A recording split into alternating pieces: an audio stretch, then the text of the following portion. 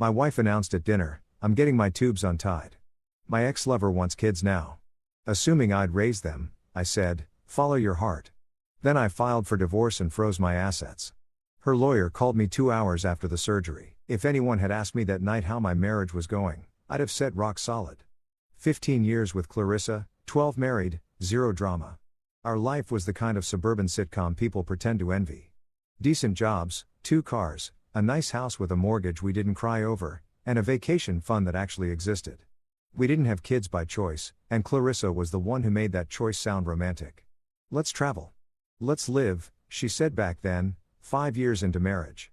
And then she got her tubes tied. Her idea. I was there holding her hand through recovery, joking that we were officially factory closed. We even got takeout sushi that night and toasted to adult freedom.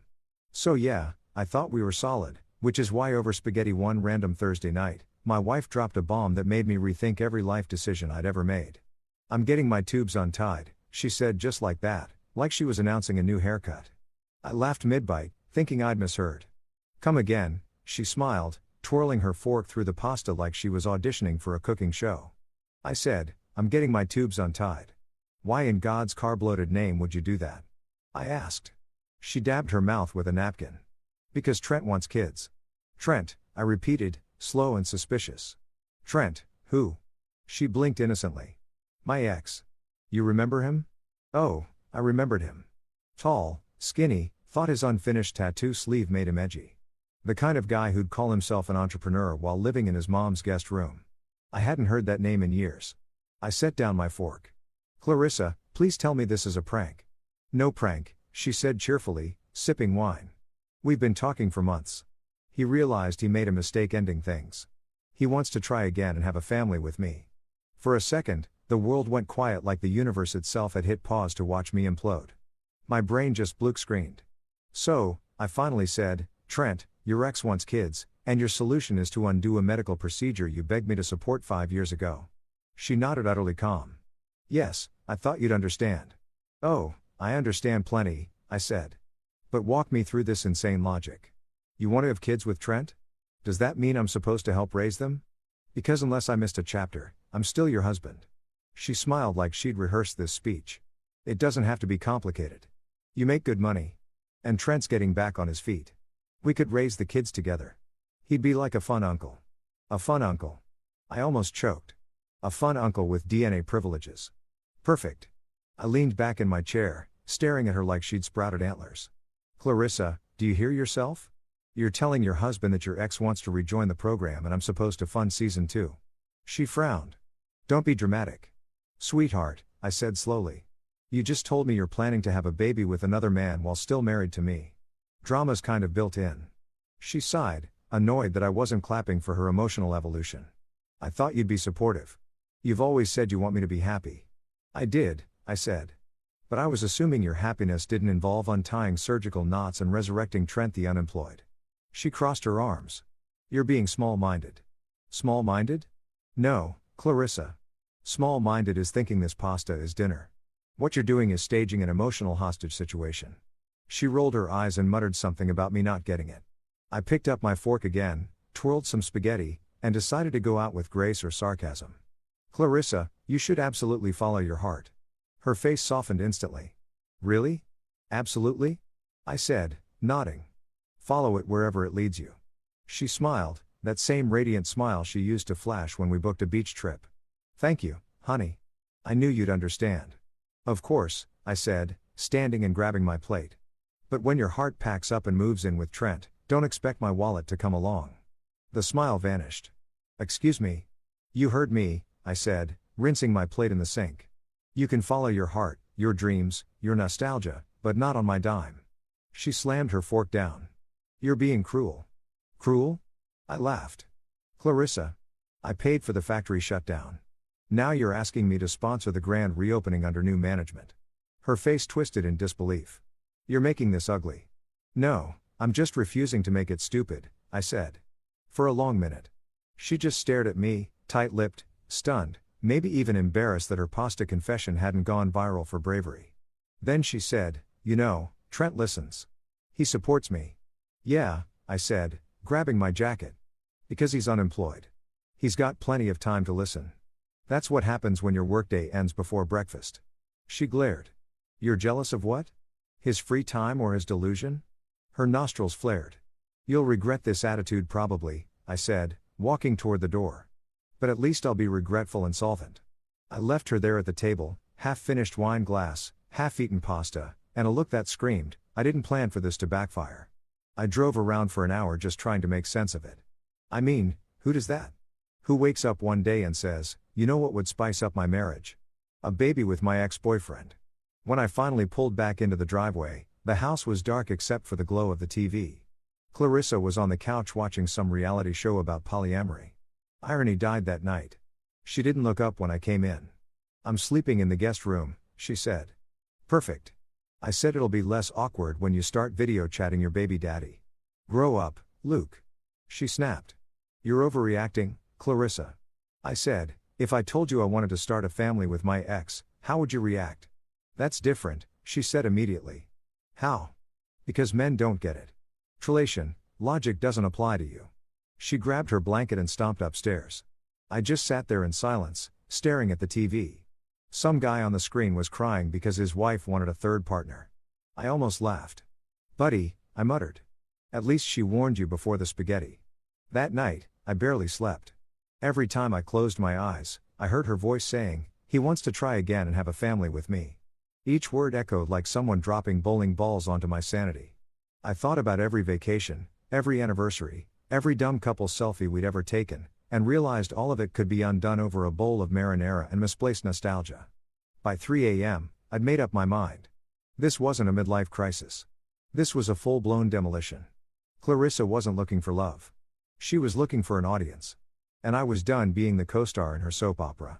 So the next morning, I made 2 cups of coffee, one for me, one for the woman who was about to regret ever mentioning Trent, and waited for her to come downstairs. She shuffled in wearing her silk robe, phone glued to her hand, already Googling tubal reversal success stories. I handed her the mug. Morning. She smiled faintly. Thanks. I didn't sleep much. Me neither, I said. I was busy wondering how long I've been married to a Lifetime movie plot.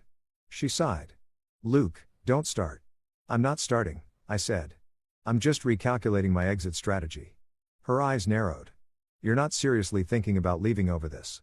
Clarissa, I said, you're planning to make babies with your ex. If that's not a good reason to leave, I don't know what is. She stared, genuinely shocked that I wasn't playing along. I thought we were stronger than that. We were, I said, until you turned dinner into a DNA announcement. She stormed off, muttering something about me never supporting her dreams. And that was it. The switch flipped. The woman who once argued about Netflix shows was now fighting for the right to get impregnated by a man who probably still thought Bitcoin was a personality trait. I took my coffee, went to my office, and opened a new document titled Exit Plan. Step 1, call Howard, my lawyer buddy. Step 2, don't let her see it coming. The way I figured it, if she wanted to start a new family, she could do it without my name on the mortgage, my paycheck in the mix, or my sanity in the line of fire. Because no matter how many Pinterest quotes she posted about following your heart, the fine print was clear. Some hearts lead straight to financial ruin. And I was done sponsoring hers. The next morning smelled like betrayal and burnt toast. Clarissa was in the kitchen, laptop open, typing away like a woman on a mission. I didn't need to look over her shoulder to know what she was doing. She was researching tubal reversal success rates. Meanwhile, I was in the living room researching something equally life-changing, divorce lawyers. The contrast was poetic. She clicked through medical forums like she was shopping for a spa package. This one says 80% success rate if the clips are removed cleanly, she announced like she'd just discovered the cure for cancer. Good for you, I said, sipping my coffee.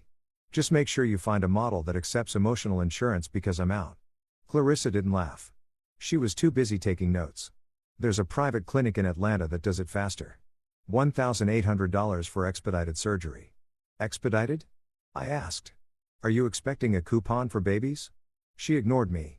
5 minutes later, she printed a form and slid it across the table like she was closing a business deal. They just need your signature. Payment has to be made up front. I picked up the paper, pretending to read it. So, you want me to sponsor your ex's comeback tour? Her head snapped up. It's not like that. It's a medical procedure. You're my husband. This is our journey. No, Clarissa, I said. Our journey ended when you decided to invite Trent to the after-party. She crossed her arms. It's our money, Luke. Our money doesn't cover your midlife sequel, I said. You don't see me asking you to fund a yacht so I can relive my bachelor days. Her eyes narrowed. You're being impossible. I'm being realistic, I said, standing up. If you want your tubes untied, that's your business. But don't expect me to foot the bill for a science experiment sponsored by nostalgia. She slammed the table hard enough to rattle the salt shaker. You're trying to control me, Clarissa, I said. I'm trying to control my bank account. 10 minutes later, her phone buzzed. I heard her whispering in the corner, voice rising like she was auditioning for a courtroom drama. A minute later, she marched back in, face red. Greta's on her way. Of course she is, I said. Every bad idea of yours comes with a family audience. Greta, her younger sister and self-appointed moral compass, arrived 20 minutes later in yoga pants in judgment. Luke, she said, not even greeting me. You can't refuse to pay for her medical care. She's not curing cancer, Greta. She's curing boredom, I said. You're heartless, she hissed. No, I said, I'm bro-conscious. There's a difference. Clarissa folded her arms, glaring at me like I was the villain in her Hallmark movie. I'll just use my 401k, she said. I hope you're happy. Ecstatic, I said. That's one less lawsuit to worry about. She stormed upstairs, Greta following like a backup singer in a bad music video. I could hear muffled complaining, words like selfish, toxic, and emotionally abusive being thrown around. I turned up the TV just to drown them out, which felt metaphorically accurate. Later that afternoon, my phone buzzed. It was Howard, my old college buddy turned lawyer. I texted him earlier and his response came fast. Document everything. Everything. I texted back everything. He repeated. No face-to-face fights. Keep it in writing. Crazy writes its own evidence. I grinned. Solid advice. So, I stopped talking to Clarissa directly and started texting her instead. Every wild thing she said became a legal artifact. Clarissa, 8:42 a.m. This is your fault.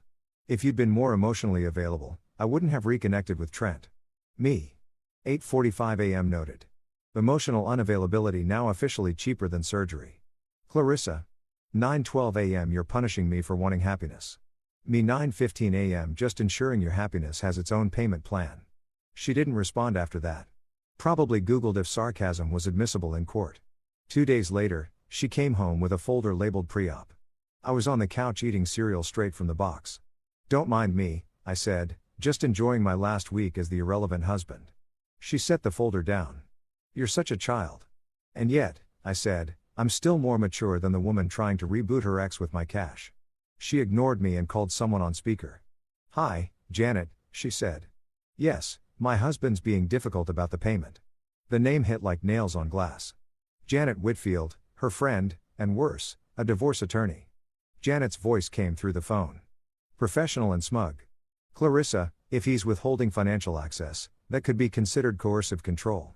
I nearly choked on my cereal. Coercive control? Lady, I'm just saying no to funding the world's weirdest love triangle. Mr. Morrison, Janet said sharply. You're legally obligated to support your wife's medical needs. She's medically fine. I snapped. Her only condition is chronic poor judgment. Clarissa gasped. You're cruel and your crowdfunded chaos. I said, good luck, Janet. I hung up. 30 minutes later, my phone buzzed again. Unknown number. Sir, this is Dr. Patel's office. Your wife listed you as the financial guarantor for her procedure. I smiled. Oh, that's cute. Please remove my name. I'm allergic to irony. By that night, she'd done it. Borrowed from her 401k. I overheard her on the phone telling Greta. I can't believe he's making me do this alone. Alone? I whispered from the hallway. You've got a backup sperm donor and a lawyer. That's a crowd. The next morning, I came downstairs to find her sitting at the table scrolling through baby name lists. If it's a boy, maybe Milo, she said aloud. Or Finn. I poured my coffee and nodded. Go with oops. It's gender neutral and historically accurate. She didn't laugh, but I did. That afternoon, I texted Howard again. Me? She's going through with it. Borrowed $8K from her 401k. I think she's serious. Howard, then so are we. Start documenting assets. Freeze nothing yet, but stay ready. Me, you sound like a SWAT commander. Howard, trust me. Marriage law is a war zone. By evening, Clarissa had packed an overnight bag. Trent's picking me up tomorrow, she said. He wants to be there for support. Of course, he does, I said. Because nothing screams moral support like driving your lover's wife to surgery. She frowned. Don't make this ugly, Clarissa. I said, this stopped being pretty when you put another man's name next to the word family. That night, she slept in the guest room again. I could hear her phone pinging, probably Trent sending motivational memes. I lay awake thinking about how we got here. 15 years of teamwork, gone because she wanted a plot twist. At some point around midnight, I got up and went downstairs. The house was quiet except for the hum of the fridge. I opened my laptop and pulled up my notes from Howard. Step 1, stay calm. Step 2, collect evidence. Step 3, smile like nothing's wrong until the paperwork hits. So I started compiling screenshots, bank statements, texts, even my body, my choice, Pinterest board, because apparently in divorce court, irony counts as motive. The next morning, she came down humming like a woman heading to brunch. Not to reverse 5 years of reproductive decisions. She had a glow that made me suspicious. It wasn't joy, it was delusion. Wish me luck, she said. Good luck, I replied. Try not to confuse the doctor by mentioning Trent mid-surgery. She rolled her eyes and left with her suitcase. 5 minutes later, I called Howard. She's on her way. Perfect, he said. You ready to move? Move? File today. You'll have the upper hand while she's under anesthesia. Damn, Howard, I said. You make it sound like a heist. He laughed. Marriage law is a heist. The trick is to rob back what's yours. I grinned. Roger that. Before noon, I gathered every document I needed.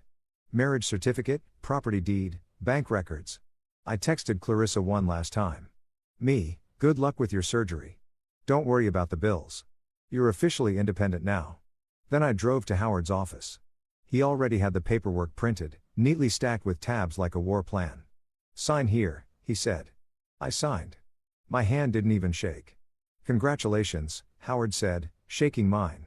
You're about to become the proud owner of peace and probable revenge.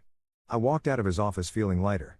Clarissa was probably in a recovery bed right then, dreaming of motherhood and Trent broke promises while I was dreaming of financial freedom in a silent house.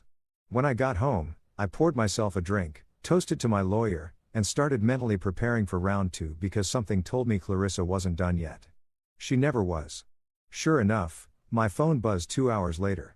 Unknown number, I answered. Mr. Morrison, this is Janet Whitfield again, came that smug tone.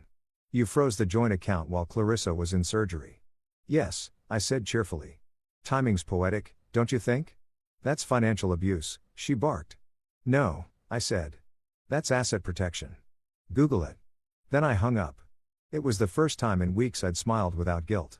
For the first time since the spaghetti showdown, I felt in control. Clarissa could chase her second chance with Trent all she wanted, but I was done funding reruns. The surgery might have reversed her tubes, but I just reversed the power. Friday morning dawned brighter than it had any right to be. Birds chirped, coffee smelled like optimism, and Clarissa was humming in the kitchen as if she hadn't just detonated our marriage with a scalpel and an ex-boyfriend. I sat at the dining table sipping my coffee, half expecting a film crew to jump out and tell me this was all a reality show experiment on emotional endurance. She was packing an overnight bag, carefully folding clothes into perfect delusional squares. Trent's picking me up in an hour, she said in that voice women use when they think they're announcing a royal engagement. He wants to be there for support. Support? I asked. From what? Carpal tunnel. It's a surgery, not a Broadway debut, she shot me a sharp look. You don't have to be sarcastic. This is a beautiful thing creating life. Beautiful, I said, stirring my coffee like a car crash in slow motion. She sighed, zipping up her bag. I know this is hard for you to understand. Oh, believe me, I said. I get it perfectly. You're driving off with your ex to undo the one good decision we ever made. Totally normal Friday. She paused mid-step. You don't have to make me feel guilty. Don't worry, I said standing and carrying my mug to the sink. You've got Trent for comfort. I'm sure he's great at emotional support or whatever support broke guys specialize in. Her face reened. You always think money solves everything. No, I said, but in this case, it definitely solves not living with a woman trying to get pregnant for someone else. She didn't reply. Just huffed and looked at her watch like she was late for an appointment with logic. Then the honk came. A weak embarrassing sound from outside. I peeked through the blinds and saw Trent's car, A faded red sedan that looked like it ran on disappointment and hope. I waved casually. Trent waved back awkwardly. Clarissa grabbed her purse, chin held high. "You're impossible," she said. "And you're consistent," I said, smiling. "Good luck, Clarissa. Really, try not to bleed on my upholstery when you get back." She glared at me one last time and stormed out, slamming the door hard enough to shake the picture frames. The sound was oddly satisfying. The moment she was gone, my fake smile dropped faster than the stock market during bad news. I turned off the coffee machine, grabbed my phone, and dialed Howard. "She's gone," I said. He didn't even say hello. "Good. You ready?" "Born ready," I said. At exactly 9 a.m., we filed for divorce. Electronic signatures, time-stamped, digital, and permanent like a tattoo of freedom. At 9:30, I froze the joint accounts. Clarissa had probably imagined herself recovering from surgery while I waited dutifully with soup and flowers. Nope. I was busy reassigning financial custody. By 10 o'clock, I'd opened a new checking account under my name only. The banker, a cheerful woman named Tessa, smiled and said, "New beginnings?" "You could say that," I replied. "It's like spring cleaning, but for emotional baggage and shared credit cards." At noon, I called the insurance company and changed the beneficiary from Clarissa to my brother Kyle. The agent on the line, bless her, asked if it was for security purposes, something like that. I said, "You could say my wife's about to start a new chapter, and I prefer not to appear in the footnotes." By 2, I was feeling invincible, like I just survived an emotional hurricane, and rebuilt with sarcasm and spreadsheets. I poured myself a drink, leaned back in my chair, and admired my handiwork. Then the phone rang. "Unknown number, Mr. Morrison, speaking." "This is Janet Whitfield representing your wife, Clarissa Morrison," I groaned. "Of course. Hello, Janet. Lovely to hear from you again. Have you come to confess that your client's lost her mind? Or is this just the sequel?" She ignored my tone. "Did you freeze Clarissa's accounts while she was in surgery?" "Yes," I said cheerfully. "Timing's poetic, don't you think?" "That's financial abuse," she snapped. "No," I said, "that's asset protection. You might have read about it in that thing called the law. You can't leave her without access to funds while she's vulnerable." "She wasn't vulnerable when she planned to have another man's kid on my dime." I said, "This is what we call balance. You're risking serious consequences," I chuckled. "So is she, but only one of us filed first." There was silence. Then, grudgingly, "I'll be in touch." "Looking forward to it," I said, hanging up. I stood there for a moment, feeling a strange kind of peace. For the first time in weeks, I wasn't the one reacting. I was acting. And damn, it felt good. Around 4:00 p.m., my phone buzzed again. This time it was a text from Clarissa. "Clarissa, surgery went great. Feeling sore but happy. Trent was amazing. Me? Glad to hear. I filed for divorce. Feeling free but thirsty." She didn't respond for a while, but when she did, the message was a masterpiece of denial. "Clarissa, you're being impulsive. We can still make this work. I'll be home tonight." "Me? Take your time." I changed the locks. No reply after that. Just blissful silence. That night, I cooked myself dinner. Steak, mashed potatoes, the works. I poured a glass of bourbon, turned on some jazz, and toasted to self-preservation. "To me," I said aloud. "And to never sponsoring delusional fertility again." Halfway through dinner, the doorbell rang. I debated ignoring it, but curiosity won. When I opened the door, a delivery driver stood there holding a bouquet of roses. "For Luke Morrison, that's me," I said, signing the receipt. The note attached read, "For forgiveness and for love reborn, Clarissa." I laughed so hard I nearly spilled my drink. "Love reborn," I muttered. "Lady, the only thing reborn is your bad decision-making." I tossed the flowers straight into the trash. The next morning, my neighbor Dave, retired, nosy, and perpetually in his robe, caught me outside. "So, the MS out of town?" he asked, pretending not to pry. "Out of her mind," I said. He chuckled. "You two always seem solid." "Yeah, well," I said. "Turns out solid was just the foundation for a disaster." "Sorry to hear that, pal." I smiled. "Don't be. I'm finally getting the house back to one occupant who knows how to pay bills and not schedule surgery with her ex." He blinked. "That's specific." "Yeah," I said, heading back inside. It's been that kind of month. By afternoon, I'd started cleaning the house. There's something therapeutic about vacuuming after emotional chaos. I gathered her things, clothes, toiletries, half-read self-help books, and piled them neatly in the guest room. I even labeled a box for the new parents. Then, I sat down, opened my laptop, and started updating passwords, email, streaming services, even the thermostat. I wasn't about to let Trent enjoy my Netflix subscription on movie night. Around 7:00 p.m., my phone buzzed again. "Howard, how'd it go?" he asked. "Smooth," I said. "Filed, froze, changed, secured." He whistled. "You work faster than my paralegals." "I work better under betrayal pressure," I said. He chuckled. "Well, keep your cool. She's going to explode when she gets home." "Oh, I'm counting on it," I said. "Let her rage. The papers are signed and the accounts are locked. The emotional part's over now, it's just math." He laughed. "That's the spirit." After I hung up, I sat in silence for a while, just listening to the hum of my empty house. It was peaceful, weirdly peaceful. No perfume clouds, no passive-aggressive sighs, no background soundtrack of "You Never Listen." I realized then how much noise one person can bring into a life and how good it feels when that noise finally stops. Then around midnight, my phone pinged one more time. "Clarissa, I can't believe you do this while I was in surgery." "Me? Timing's poetic. Remember, Clarissa? I trusted you." "Me?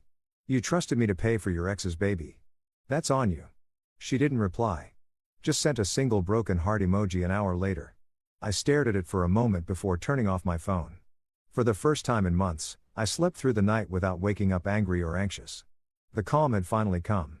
Not the kind born of peace talks or reconciliation, but the kind that follows after you detonate the bridge and watch the dust settle from the other side. And tomorrow, when she'd come home expecting sympathy and an open wallet, she'd find papers on the counter instead. Because sometimes the only way to stop the bomb is to detonate it yourself first. 3 days. That's how long it took for Clarissa to return. Sore, furious, and dramatically limping like she'd just survived a war instead of a reversible surgery. I was in the living room, feet on the coffee table, watching reruns of The Office when the front door burst open like a bad soap opera entrance. She stood there clutching her overnight bag in one hand and a bouquet of pity flowers in the other. "You froze our accounts," she shouted. "Good evening to you, too," I said, not looking away from the TV. "How's the uterus?" Her jaw dropped. "You think this is funny?" "Oh, absolutely not," I said, muting the show. "This is hilarious. You left for surgery with your ex-boyfriend, and now you're shocked that I didn't fund your romantic medical adventure. Shocking twist. You said follow your heart," she yelled, setting the flowers on the counter so violently they lost half their petals. "I did," I said, turning toward her with the calmness of a man who's already filed paperwork. "And you did." "I'm just following mine straight to the bank." She looked at me like I'd slapped her with an IRS notice. "You filed for divorce?" I smiled. "Filed, froze, secured. You know the trifecta." She stared, trembling. "You monster." "Monster," I repeated, standing up. "Clarissa, I'm not the one who decided to start a maternity project with a man who thinks an oil change is a metaphor for personal growth." She glared. "I can't believe you do this to me when I'm in pain." "Correction, I didn't do this to you," I said. "You did this to yourself with Trent's help and a scalpel." She pointed at the fridge. "My card didn't work at the clinic cafeteria. I had to borrow cash from Trent." "Good," I said, pouring myself a drink. "Consider it a test run for how life will look after this." Her face twisted with disbelief. "You're enjoying this?" "I'm enjoying clarity," I said. "It's refreshing to finally see what I married and to know I can fix it with a few legal documents and a new lock." She stomped over to me. Every step fueled by painkillers and audacity. "You'll regret this. I'll make sure everyone knows what you've done." "Perfect," I said, raising my glass. "Tell them I refuse to bankroll your fertility road trip. Maybe they'll start a GoFundMe. Help Clarissa chase nostalgia." Her lip quivered. "I loved you." "Yeah," I said softly. Past tense. Love doesn't come with a referral bonus for exes. She grabbed her purse and stormed into the kitchen. I thought she was leaving again, but no. She opened the freezer, saw the divorce papers sitting neatly on the counter beside a note that said, "For your review," and screamed like I'd candled Christmas. "What is this?" She shrieked, waving the papers like confetti. "Legal closure," I said. "Pairs well with betrayal. You can't do this." "I already did." Her eyes darted to the clock like she expected a cavalry. I didn't have to wait long to find out who she'd called. 30 minutes later, my doorbell rang and there stood the cavalry. Greta, her sister, Betty, her mother, and of course, Trent, wearing sunglasses indoors because apparently embarrassment has UV sensitivity. I leaned against the doorway, grinning. Oh, good. The circus is here. Betty wasted no time. You're heartless, Luke. She's just had surgery. I nodded solemnly. And yet somehow she found the strength to drag her ex and half her family over here to lecture me. Greta chimed in. You froze her money while she was under anesthesia. That's called financial anesthesia. I said, very effective for emotional leeches. Trent stepped forward all puffed up like a dollar store superhero. Look, man, I get this is weird. Weird? I said, Trent, you tried to rekindle romance with a married woman and let her pay for the surgery out of her retirement fund. Weird doesn't cover it. He raised his hands. I just want peace, bro. Bro, I said, taking a step closer. You couldn't afford peace if it was on clearance. He flinched. Betty gasped. Clarissa stomped her foot. You're such a child, and yet, I said, I'm still the only adult in this room with a financial plan. Greta crossed her arms. She deserves support. She has it, I said. Trent's moral and emotional support are worth at least. Oh, wait. Nothing. Trent tried to speak again, but I cut him off. Trent, sit down. You're using more oxygen than you can afford. Even Betty snorted before catching herself. Clarissa screamed, stop humiliating him. I smiled. Oh, I'm not humiliating him. Life's been doing that for years. Trent straightened his sunglasses, mumbling. You think you're better than me? No, Trent, I said. I know I am. The evidence is right there in your 2006 Honda. That one landed hard. He shut up. Clarissa burst into tears. Dramatic as ever. I can't believe you're all laughing. I just had surgery. Then sit down. I said, you shouldn't be lifting your dignity this soon after anesthesia. Greta huffed. You're cruel. I'm practical. I said, you all came here thinking you could guilt me into funding her bad life decisions. Not happening. Betty's eyes narrowed. You'll die alone, Luke Morrison. I raised my glass again. Better alone than bankrupt Betty. That did it. They stormed out one by one. Clarissa last, sniffling, muttering about karma, promising I'd see what it feels like. When the door slammed shut, I exhaled the kind of breath you don't realize you've been holding for months. The house was silent again, peaceful. I picked up the divorce papers she'd left on the counter. Her tears had smudged part of the ink. I smiled, grabbed a pen, and circled the date at the top.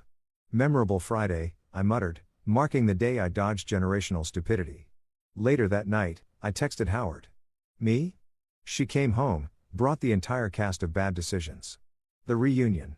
Howard, did they sign anything? Me? No, but I got verbal confirmation that Trent's broke and Betty's delusional. Howard, document it. I laughed out loud. Howard, you're the kind of friend everyone needs during a marital apocalypse. Saturday morning, I woke up to 20 missed calls from Clarissa. I ignored them. Then she switched tactics and started posting online. Her Facebook status read, sometimes the person you thought would protect you turns out to be the villain. #new beginnings #healing journey. I replied with a like. Petty? Sure. Worth it? Absolutely. By noon, the neighborhood grapevine was buzzing. Mrs. Thompson from across the street stopped me while I was taking out the trash. Everything okay with you and Clarissa, dear? Just fine, I said smiling. She's pursuing creative projects. Oh, yeah, I said, unwriting history and rewriting her ovaries. Her mouth fell open. I walked away before she could process it. That evening, I decided to celebrate my regained independence. I grilled steaks, opened a bottle of whiskey, and played my favorite playlist, something other than Clarissa's eternal wellness vibes. Halfway through the second drink, I got another text. Clarissa, I can't believe you think this is over. You'll hear from my lawyer. Me? Already did. She hung up on me after I told her to Google financial boundaries. Clarissa, you're cruel and cold. Me? I prefer the term fiscally frostbitten. She didn't reply, but 10 minutes later, my Ring camera pinged. I opened the app and lo and behold, there she was on the porch trying her key. It didn't work. The look on her face when she realized it had been changed. Priceless. I watched silently as she banged on the door. Luke, open up. I didn't move. She pounded harder. You can't just lock me out of my own house. Correction, I muttered to myself. My house bought before marriage, titled under my name and blessed by Judge Common Sense. Finally, she gave up and stormed off.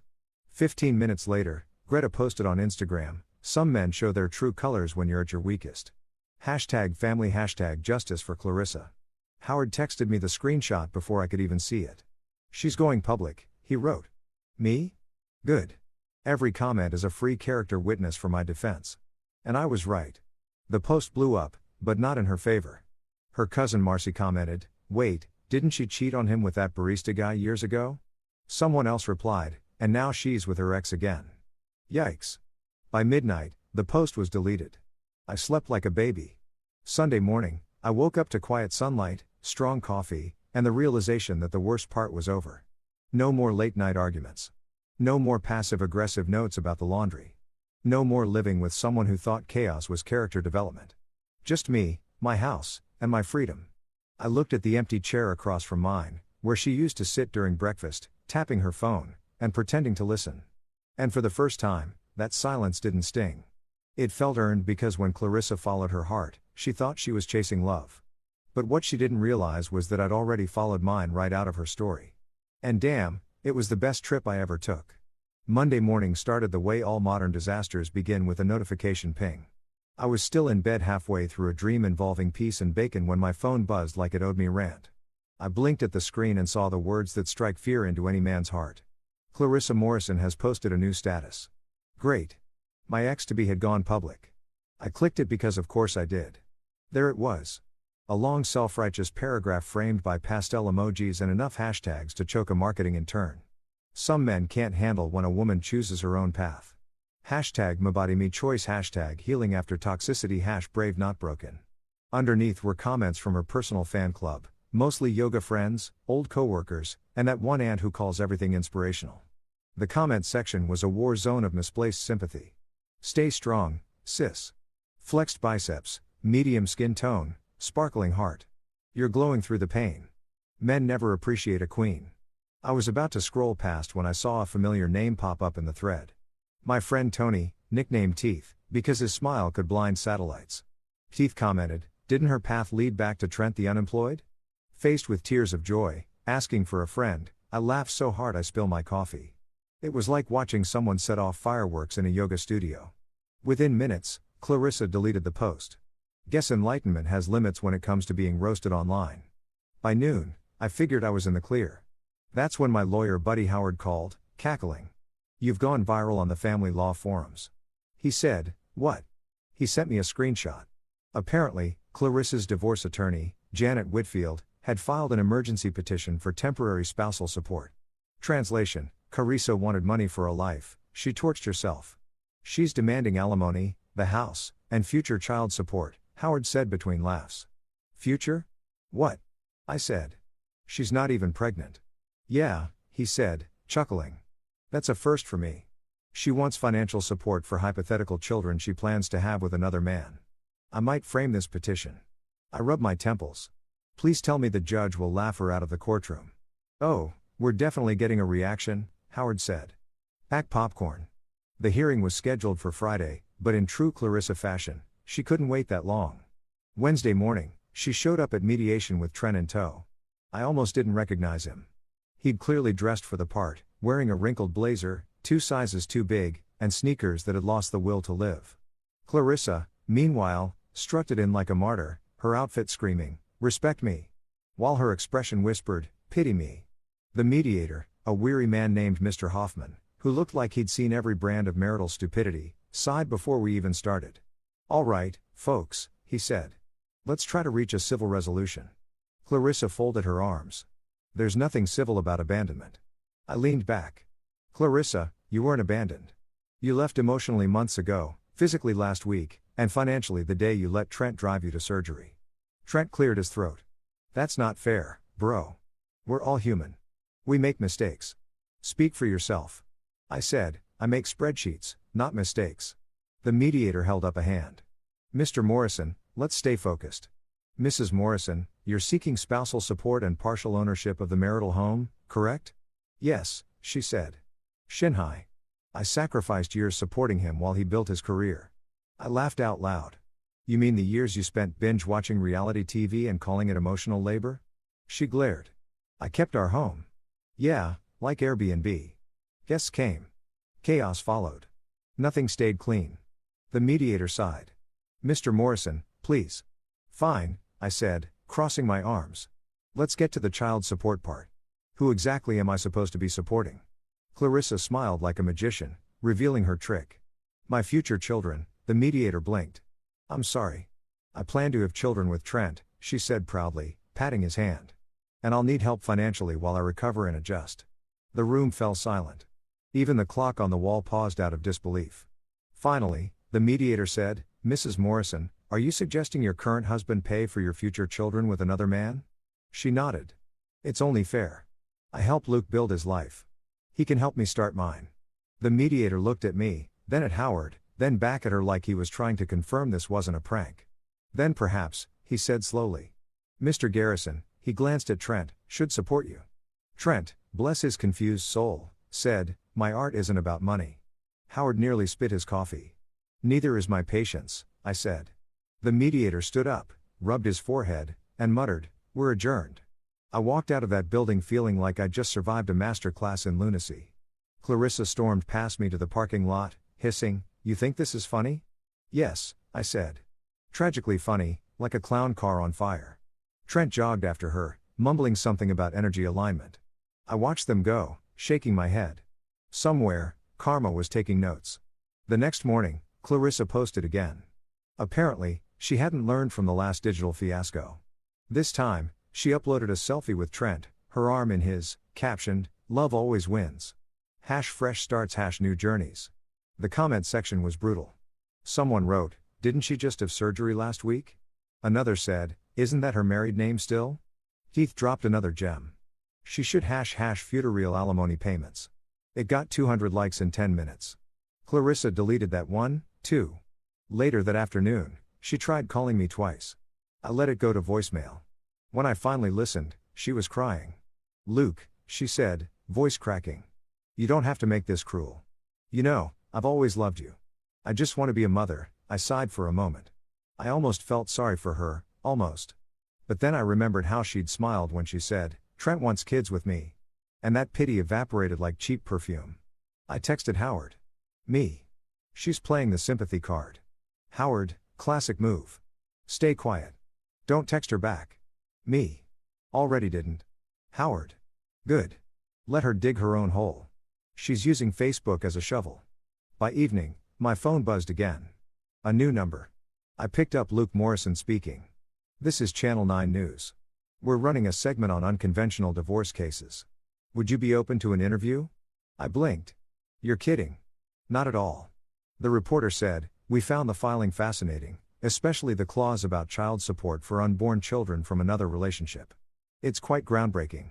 I grinned. Groundbreaking? Sure. Like a meteor hitting a trailer park. They laughed. So, can we quote you on that? Absolutely not, I said, hanging up. Still, I couldn't help chuckling. Clarissa had wanted to go viral for empowerment. Instead, she'd become a headline for delusion. The next day, I took a walk downtown, grabbed a latte, and scrolled through my phone. My feed was peaceful. No cryptic subtweets, no dramatic photo-oots, just blissful digital silence. Then, as if summoned by irony, my phone pinged again. Message from Clarissa. Clarissa, you think you've won, but you'll regret humiliating me. Me? No humiliation needed. You did all the heavy lifting. She didn't respond. Probably drafting another #manifesto. That night, I met Howard for drinks. He raised his glass. To you, Luke, the first man in legal history to dodge paying alimony for imaginary babies. I clinkied his glass to progress. We laughed, talked about old college days, and toasted to self-preservation. As I drove home later, the street lights blurred in my rear-view mirror. And for the first time in months, I felt light, untethered, like I'd escaped a cult I didn't realize I joined.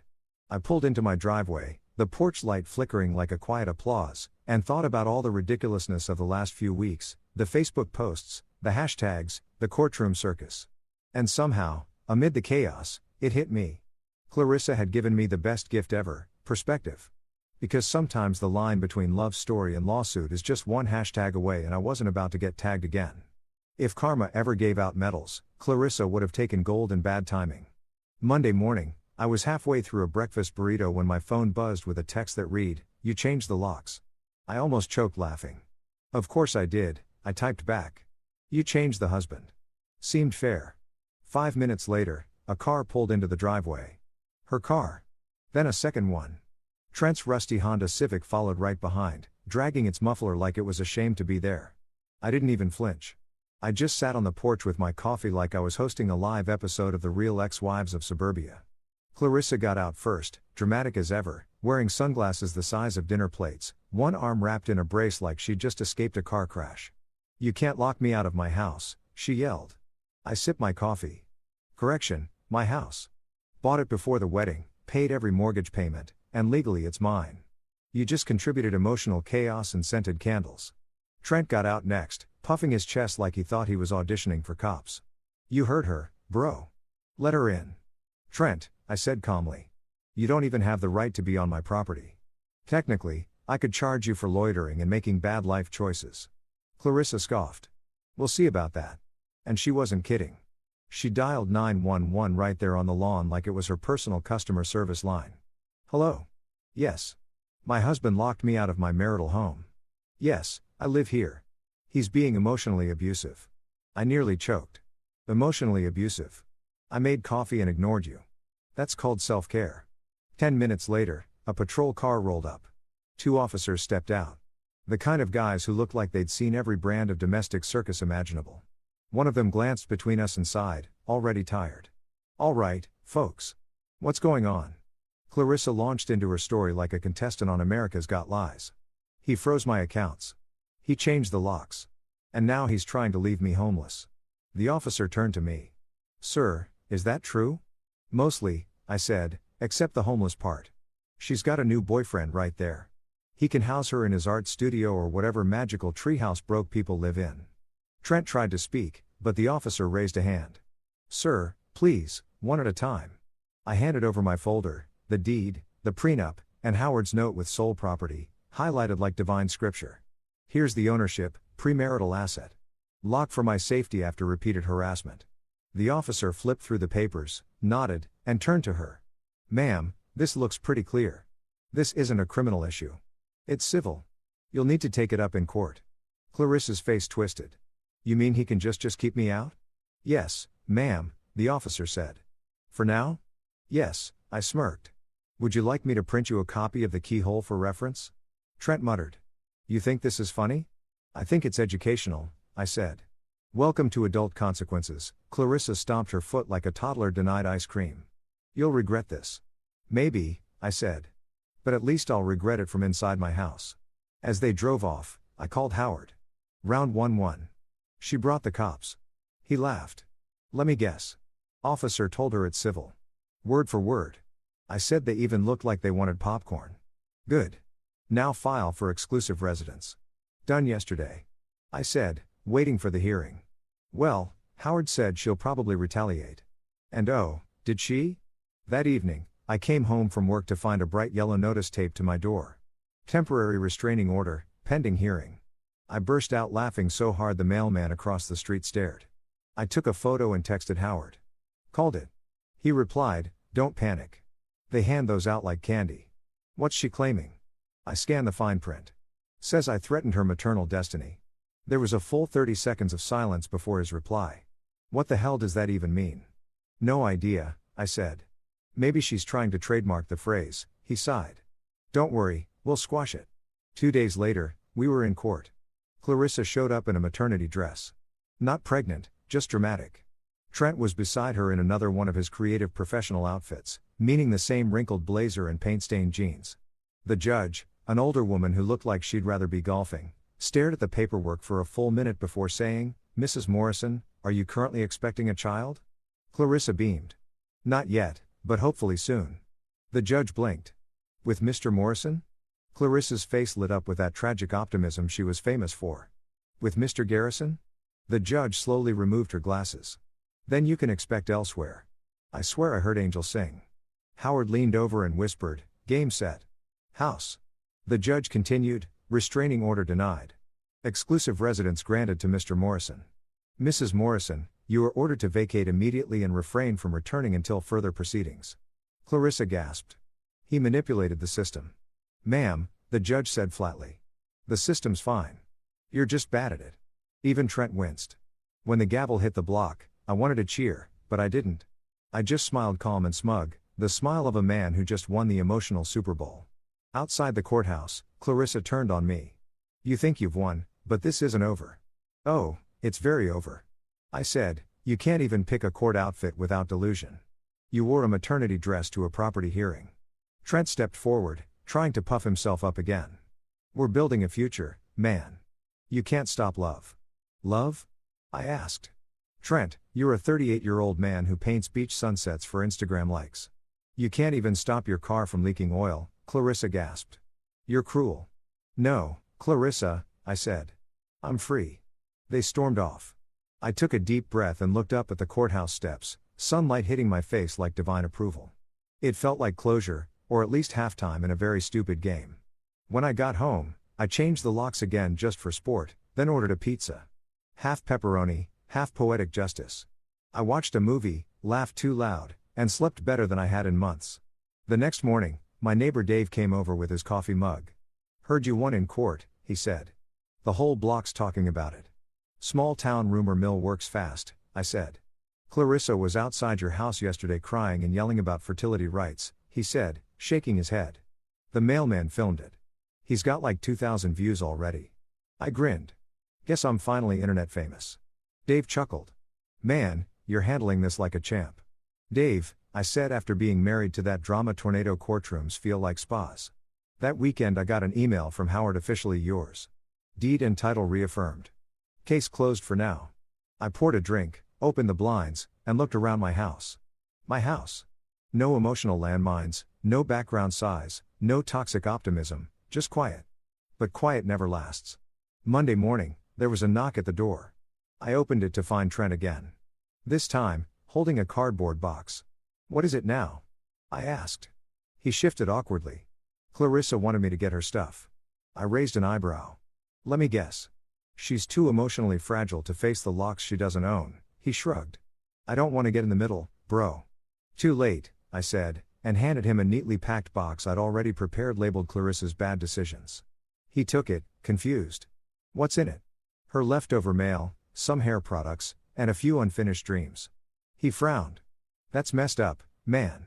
No, I said, closing the door. That's closure. Behind the door, I heard him mumble, weird, dude. Before his car sputtered away. I laughed. Weird or not? I was winning. And every win tasted like peace. Friday morning began with the soundtrack of chaos, honking cars, distant shouting, and the unmistakable voice of my soon-to-be ex-wife yelling about rights she didn't have. I took a long sip of coffee, savoring the calm before the inevitable circus. The movers were scheduled for 8 a.m., but Clarissa apparently decided to make it a spectator event. At 7:45, the parade arrived. Her sister Greta's SUV pulled in first, followed by their mother Betty's ancient minivan.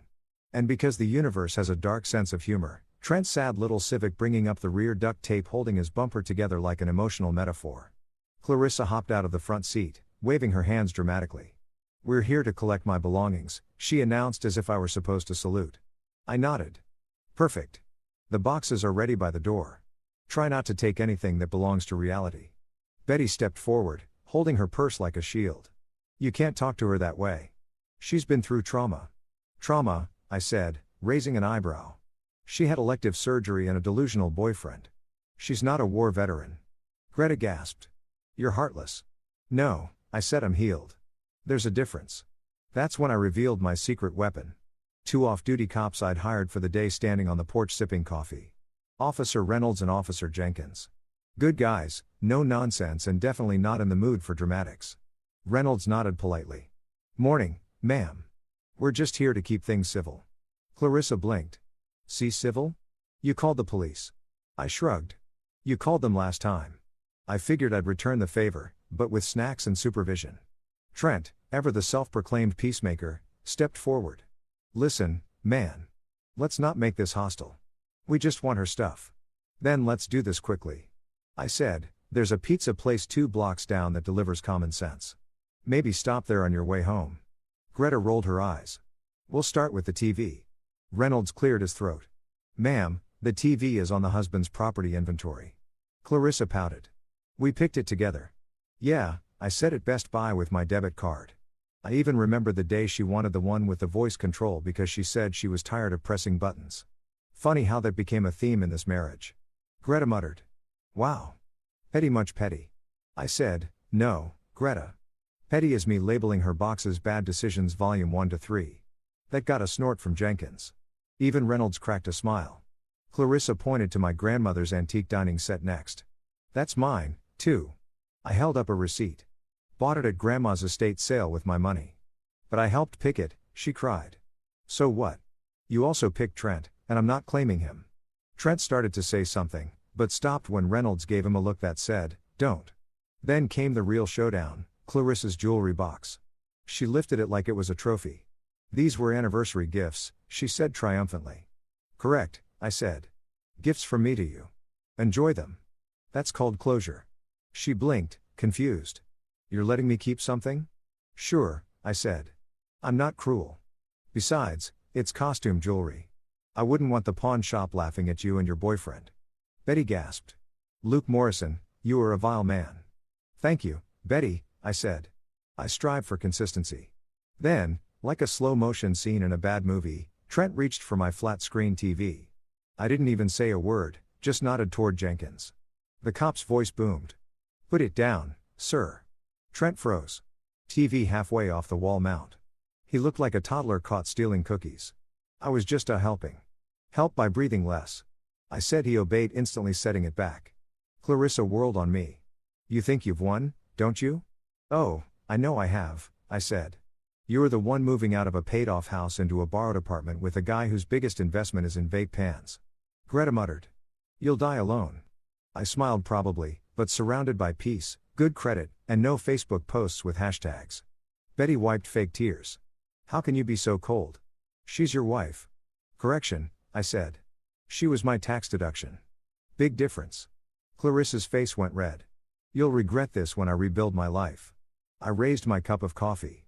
Clarissa, if your life comes with a warranty, please make sure Trent reads the fine print this time. That's when she cracked.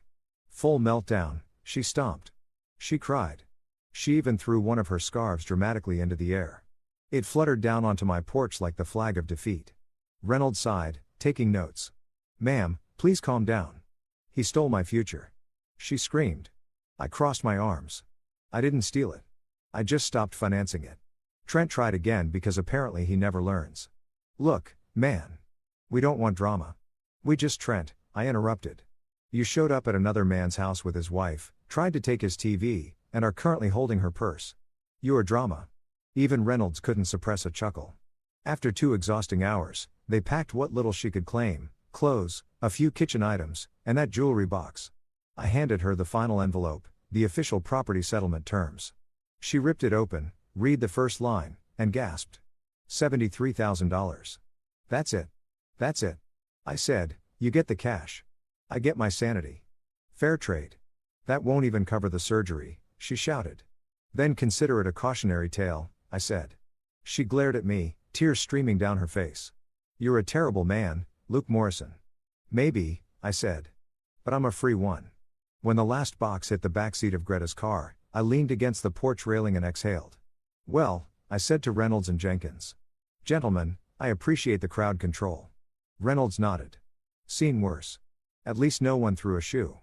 Give it time, I said. And as if on cue, Betty hurled a heel toward me from the driveway.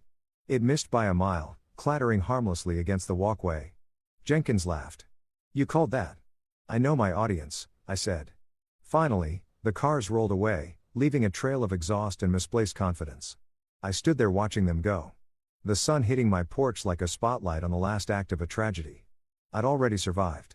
The silence that followed was beautiful. No yelling, no crying, no speeches about destiny. Just quiet. I went inside, poured myself another cup of coffee, and called Howard. It's done, I said. The Queen and her court have vacated. He chuckled. Any damages? Only emotional ones, I said. And those are covered by bourbon. Good man, he said. Now enjoy the peace before she finds a new hobby. My bet's on blogging about empowerment or suing yoga studios, I said. Wouldn't surprise me. When I hung up, I turned on my reclaimed flat screen. The reflection in the dark glass caught me off guard. Same guy, just lighter, like someone had peeled off 15 years of passive-aggressive guilt. I toasted my reflection with my coffee mug. To peace, I said aloud and to the end of the circus. But just as I sat down, my phone buzzed again. A text from an unknown number. "You're going to regret treating her like this. She deserves better." I smirked. The area code was local. Probably Trent's mother or another volunteer from Clarissa's victim club. I typed back. "She does deserve better. Too bad she picked Trent." And with that, I blocked the number, silenced the phone, and turned back to my movie.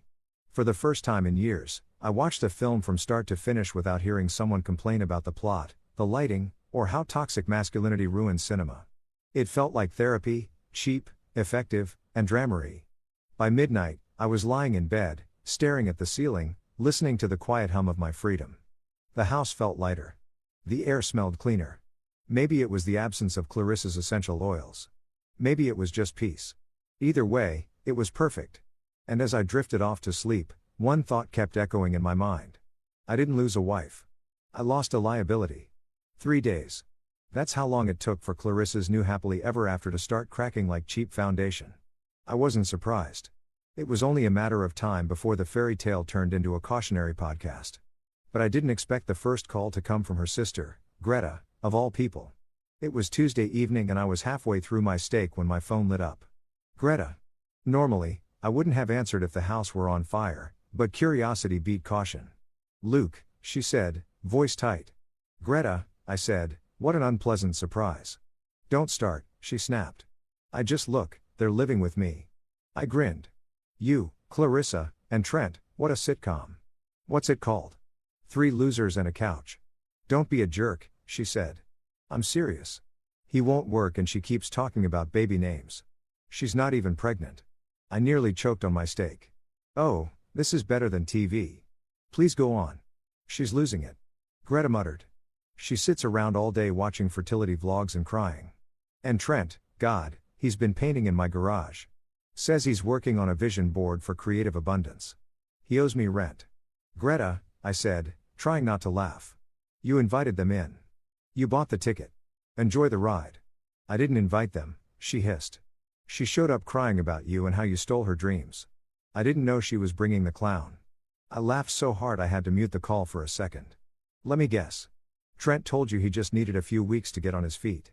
"Yes," she said. "He's been here 10 days and hasn't worn shoes once." "Sounds like progress," I said. "At least his feet are getting fresh air."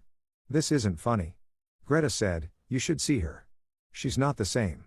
She's kind of delusional." I leaned back in my chair, swirling my drink. "She was delusional before. Now she just has an audience." There was a long pause. "You don't care at all, do you?" I smiled. "Care, Greta? I cared for 15 years. Now I'm retired." She hung up. I spent the next 5 minutes laughing into my bourbon glass. An hour later, Howard called. "Got a message from Clarissa's lawyer," he said. "Let me guess. She wants more money." "Bingo. 50 grand to settle things amicably." I snorted. 50 grand. She should try GoFundMe like everyone else with bad decisions. "Could end it clean," Howard said. "You'd be free of her completely." I thought about it for a second, then shook my head. "Nope. She started this chaos. She can finish it. I'm not paying tuition for the school of consequences." Howard chuckled. "You've got a mean streak. Call it a sense of balance," I said. "Every action gets a reaction. Hers just come with rent due." That night, I slept better than I had in months. Maybe it was the whiskey. Maybe it was knowing that karma was finally putting in overtime. The next morning, my peace was interrupted by another call. This time from a number I didn't recognize. Against my better judgment, I answered. "Luke," a soft voice said. "Depends who's asking." "It's Clarissa." I sighed. "Shouldn't you be too busy naming imaginary babies?" She ignored the jab. "I just wanted to talk calmly." "That's new." I said, "All right, you've got 30 seconds. "I'm struggling," she said. "Everything's hard right now, Trent. And I just need a little time to get settled. Maybe you could help." I laughed so loudly it startled her. "Help, Clarissa.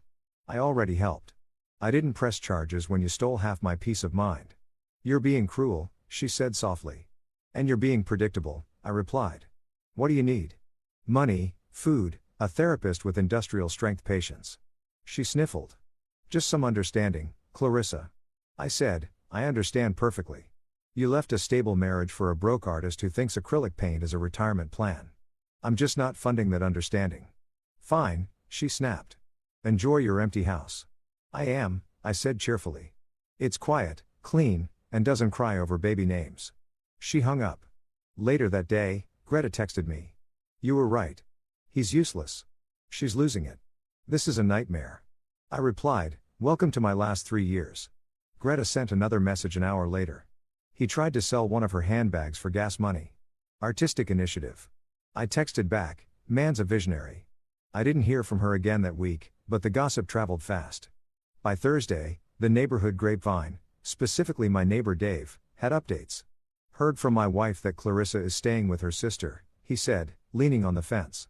Apparently, she and that Trent guy keep fighting. I grinned.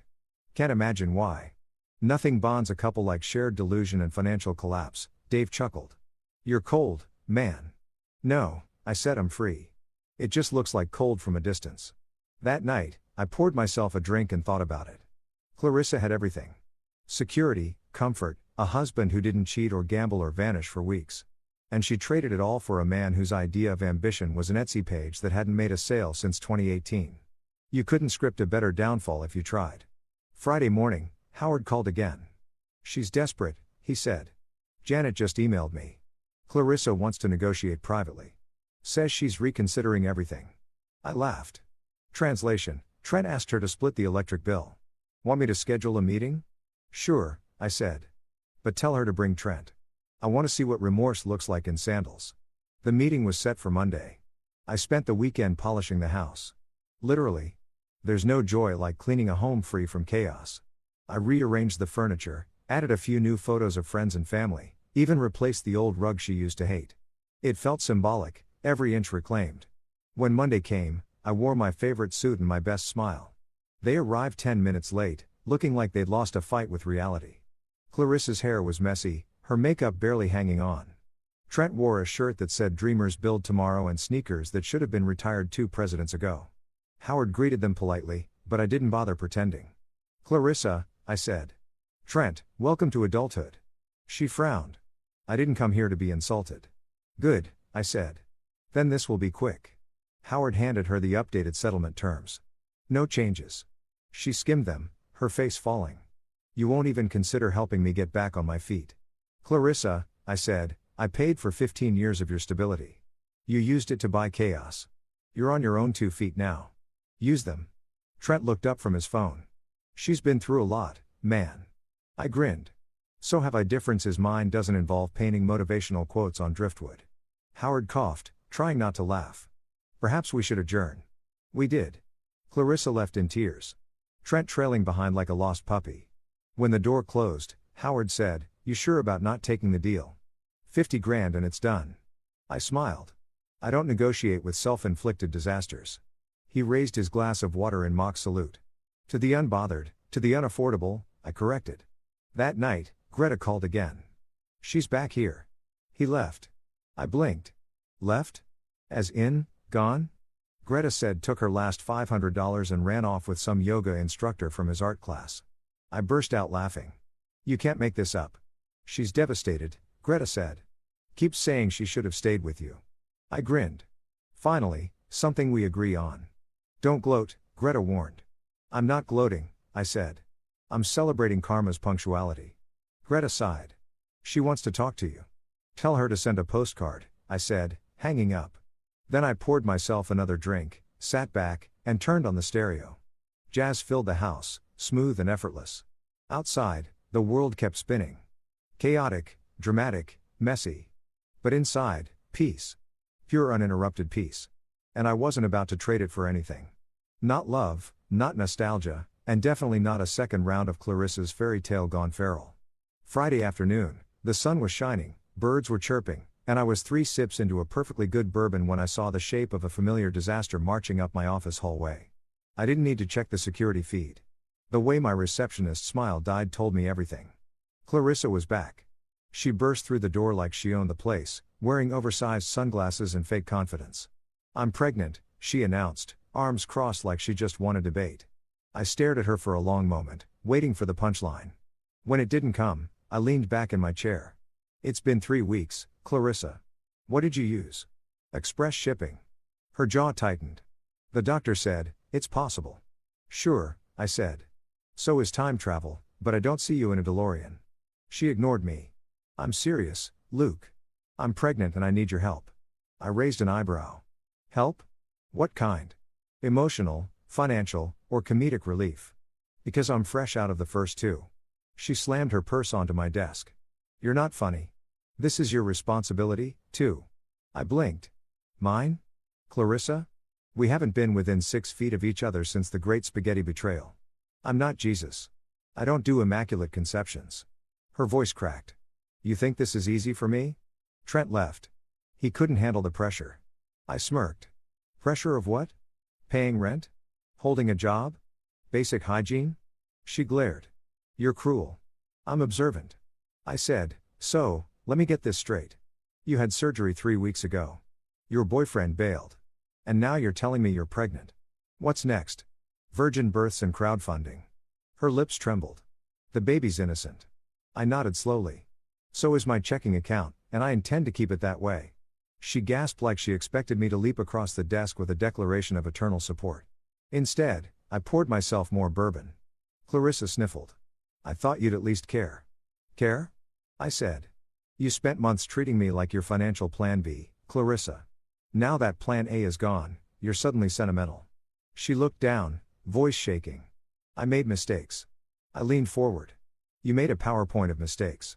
Multiple slides with animations. For a moment, she said nothing. Then she pulled something from her purse. A sonogram photo. I blinked. How the hell? She sniffed. Early scan. I squinted at it. Clarissa, that looks like static. You sure that's not a picture of your self-awareness? Her face hardened. You're impossible. And you're still lying? I said, but hey, thanks for stopping by. My lunch break's over and I've got actual adults to meet with. She didn't move. You can't ignore me forever. I can't, I said. And I'm very good at it. That's when my security guard, Daryl, a 6 feet 4 inches ex-Marine with the patience of a monk, appeared at the door. Everything all right, Mr. Morrison? Just fine, I said. Mrs. Morrison was just leaving. Clarissa's eyes went wide. You're throwing me out. I smiled politely. Technically, Daryl's doing that. I'm just supervising. Luke, please, she cried. Don't do this. Do what? Enforce boundaries. Oh, no. Call Oprah. Daryl held the door open. Ma'am. Clarissa stomped out, muttering something about karma. When she was gone, Daryl grinned. Damn, boss. That was intense. Yeah, I said, finishing my drink. She came in pregnant and left embarrassed. I call that labor pain. He laughed. You want me to block her number again? Already done, I said, tapping my phone. For the rest of the day, I tried to focus on work, but my brain kept replaying the absurdity. Pregnant? 3 weeks post-surgery? Drink on. It sounded less like a relationship and more like a limited-time scam.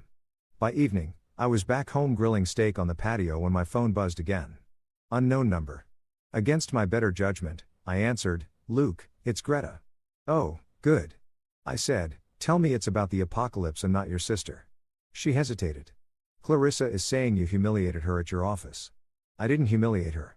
I said she humiliated herself by showing up with a fairy tale pregnancy and an expired soba story. Greta aside, she's not doing well. She won't stop crying. Keeps saying she's scared. I rolled my eyes of what? Reality. She needs help. She needs a time machine. Luke, Greta, listen, I said, cutting her off. I gave that woman 15 years of stability. She traded it for chaos. I'm not swooping in because she finally realized her circus doesn't have a safety net. Greta was quiet for a moment. You've changed. No, I said, I just stopped auditioning for the role of nice guy who gets screwed. She sighed. You really don't care anymore. Not in the way you think. I said, I wish her peace. Preferably far, far away from me. When I hung up, I felt oddly peaceful. Maybe this was what emotional closure looked like. Less dramatic than expected, more satisfying than revenge. But then 2 weeks later, my phone buzzed again. This time it was Greta. The message read, false alarm. Period. I read it twice, then laughed so hard I spilled my drink. Of course, the miracle that wasn't. I forwarded the text to Howard with the caption, "Told you it was nonsense." He replied instantly. "You called it. Woman's writing her own soap opera. It's not even a good one." I texted back. "Low budget, bad acting." That night, I got home to find a letter in my mailbox, handwritten. The envelope smelled faintly like her perfume. Expensive regret and lavender. Against my better judgment, I opened it. "Luke, I'm sorry for everything. I was scared. I wanted to feel wanted again. Trent lied. I made mistakes, but I didn't deserve this much hate. Maybe one day you'll remember the good years, and forgive me, Clarissa." I stared at it for a while. The handwriting was shaky, dramatic loops on every Y, smudges where tears had fallen, or maybe spilled wine. Either way, it felt like a chapter closing. I folded it neatly and slid it into a drawer right beside the divorce decree. Then, I poured a drink, turned on some music, and toasted to irony. "Here's to Clarissa," I said aloud. "May her next miracle come with better math." A few days later, Howard called again. "So, she's dropped the pregnancy story," he said. "Yeah. Apparently, she and biology had creative differences."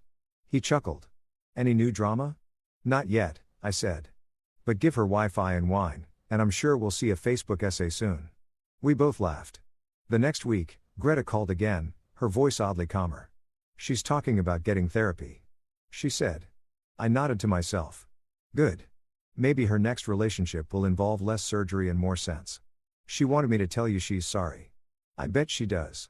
I said, "Tell her I accept from a distance." "Maybe you two could." "Greta, if you finish that sentence, I'm blocking you." She sighed. "You're impossible." "I'm peaceful." I corrected. Huge difference. That night, I sat on the porch, bourbon in hand, thinking about how full circle everything had come. Clarissa wanted a new beginning. She got one, just not the fairy tale she imagined. Her miracle had turned into a memo from reality. And for once, I wasn't the punchline. I wasn't angry anymore, not even bitter, just done. The kind of done that comes after a storm when all you can do is look at the wreckage, nod, and say, "Well, that happened." Maybe somewhere down the road she'd actually figure herself out. Maybe she wouldn't. Either way, it wasn't my story anymore. And as far as I was concerned, that was the real miracle. 2 months later, the dust had finally settled. The paperwork was done. The court stamps were dry, and the house no longer echoed with the ghost of Clarissa's complaints about emotional availability or spiritual alignment. What it did echo with, though, was laughter. My laughter, because every time I thought back on the absurdity of it all, I couldn't help but grin. Clarissa walked away with $73,000 and I walked away with my sanity. Honestly, I got the better deal. She thought she'd ruined me, but all she did was renovate my peace. The first morning after the divorce was finalized, I made coffee in a kitchen that finally felt mine again. No scented candles labeled empowerment. No passive-aggressive sticky notes about recycling energy. And no Trent lounging on my couch pretending existential dread counted as a hobby. Just silence, caffeine, and the faint smell of victory. My brother Kyle called that afternoon. "So it's official. You're free." "Free?" I said, pouring bourbon into my coffee just because I could. "Judge signed it. Lawyers toasted it. And the devil collected his client." Kyle laughed. "What's she up to now?" "Still chasing fertility dreams with Picasso the Broke." "Better," I said. "Trent ran off to Costa Rica with her baby fund." He coughed mid-laugh. "You're kidding." "I wish," I said. He took $5,000 and a promise of eternal love, then disappeared faster than her common sense. Kyle whistled. "And what did she do?" "Called me at 2 a.m, I said, sobbing like a telenovela villain. "Said he left me, Luke. He took everything." Kay burst out laughing. "And what did you say?" I told her. Who could have guessed? "Oh, right, me." Then I hung up and went back to sleep.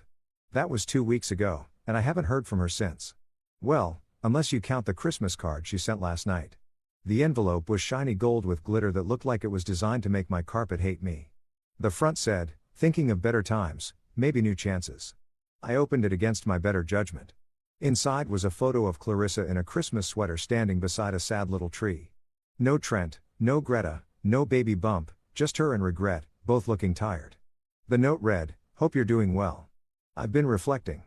Maybe someday we can talk again." I snorted so hard I nearly spilled my drink. Talk again. What was left to say? "Hey, remember when you tried to crowdfund a pregnancy and got scammed by your soulmate?" I tossed the card into the fireplace. Here's to new chances, I muttered as it burned. A few minutes later, my phone buzzed. Greta, again, don't tell me she's outside, I said. No, Greta sighed. But she still thinks you might take her back. I tried telling her you've moved on, but she says you always had a soft spot for redemption stories. Yeah. I said, in movies, not in mortgages. Greta laughed quietly. She's working part-time at some yoga studio now. Keeps talking about finding herself. Well, I said, I hope she uses a map this time. There was a pause. You know, Luke, I'll give you this. You handled all of this better than most men would have. Greta, I said, after you've been called heartless, controlling, and financially abusive in 1 week. You learn to find humor in it. It's cheaper than therapy. She laughed softly. I guess that's one way to survive. Survive? I said, Greta, I'm thriving. I even got my weekends back. You know how long it's been since I had a Saturday without drama? Probably the honeymoon, she said. Exactly, I said. Now I spend my Saturdays doing what happy people do, nothing. And it's glorious. After we hung up, I poured myself another drink and went to sit on the porch. The sun was setting, gold spilling across the lawn, peace hanging in the air like a promise I'd finally kept to myself. Sometimes I still catch myself replaying moments with her. Not the fights, but the small, stupid ones. The time we tried to assemble IKEA furniture without killing each other. The night she made spaghetti and dropped the sauce, but laughed until she cried. Those moments sting, but only for a second because I remember what came next. The lies, the gaslighting, the absurdity of hearing. I'm getting my tubes untied because my ex wants kids. It's amazing how memory edits itself once you escape the fog. I used to think divorce was failure. But now I see it differently. It's not failure, it's graduation. You just don't get a cap and gown. You get silence and a stack of signed papers. A week later, I ran into someone unexpected at the grocery store. Greta again. Only this time, she wasn't calling. She was shopping, looking exhausted. You won't believe this, she said before I could even say hello. Clarissa is writing a book. I blinked. A book? She says it's a memoir about rebirth and resilience. Working title Untied. I laughed so loud people turned to stare. Tell her to put me in the acknowledgements. Maybe under financial donors. Greta grinned despite herself. You're incurable, just accurate, I said, tossing coffee beans into my cart. Hey, if she publishes it, I might buy a copy. Seriously? Yeah, I said. Be nice to see fiction get the attention it deserves. We both laughed, and for the first time since the whole fiasco began, it didn't feel bitter. It felt finished. By the time I got home, my phone buzzed again. Howard this time. Hey, my guy, he said. Heard you're officially done with the Morrison case. Done, dusted, and delivered. I said, you still drinking that overpriced whiskey? Always, he said. Let's celebrate. Drinks on me. That night, we met at our usual spot. A dim bar with terrible music and great burgers. Howard raised his glass. To freedom, to peace, I said. To women who teach us lessons we didn't ask for, he added. I grinned. And to lawyers who make sure we never pay tuition twice. We clinkied glasses, and for a few hours I forgot the chaos. Later, as I drove home, the city lights glowed against the night sky. I thought about Clarissa, about Trent, about the insanity that had taken over my life for a while. And then I smiled because none of it mattered anymore. Peace isn't loud. It doesn't announce itself with hashtags or declarations. It just shows up quietly, sits beside you, and reminds you what calm feels like. And maybe that's the punchline of it all. After years of drama, you learn that happiness isn't fireworks, it's silence. When I got home, I turned off my phone, poured one last drink, and stood in front of my window, watching the lights flicker outside. I raised my glass to the reflection of a man who'd survived ridiculousness and come out laughing. To following your heart, I said, echoing my own words from that fateful pasta night. But this time, making sure it has a brain. The bourbon burned on the way down, warm, sharp, real. The next morning, I woke up early, made pancakes, and realized I hadn't thought about Clarissa once while I flipped them. That I decided was progress. As I sat on the porch eating breakfast, a text came in from Greta. She's moving out of state. Says she needs a fresh start. I smiled. Good for her, I replied. Tell her I hope she finds what she's looking for. Preferably far away. Then I put my phone down and just listened to the birds, the breeze, the sound of my own unbothered existence. The war was over. The Queen had abdicated and the jester, me, had finally found peace in the punchline.